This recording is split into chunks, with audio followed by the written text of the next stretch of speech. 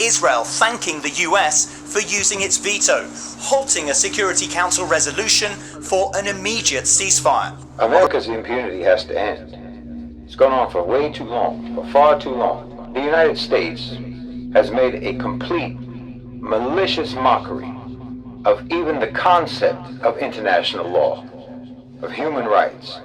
They've made a mockery of even the concept of peace and stability and security. It's a country that acts in the world like a serial killer. Everywhere they go, they leave bodies. Everything they touch, they break. So, I mean, you tell me why the U.S. should be in the United Nations. Why the United Nations is an organization that should have been formed specifically to counter the United States.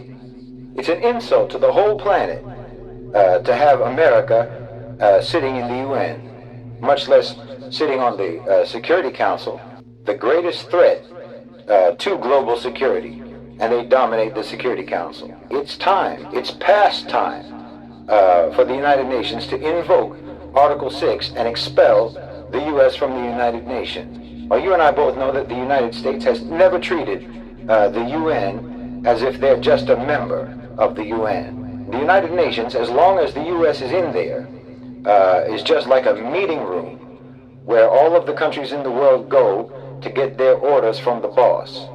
They even make a mockery of the name United Nations, because it doesn't matter how united the nations of the world may be. Well, they've been united for the last 50 years on the issue of Palestine, and it didn't matter. The U.S. will overrule them every time. The United Nations, so-called, is just a platform for American exceptionalism and rejectionism.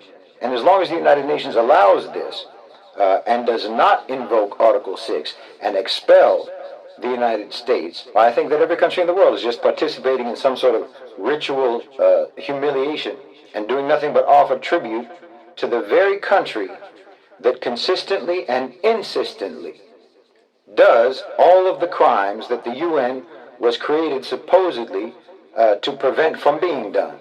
It's like a court where the criminal who's supposed to be on trial sits in the judge's bench.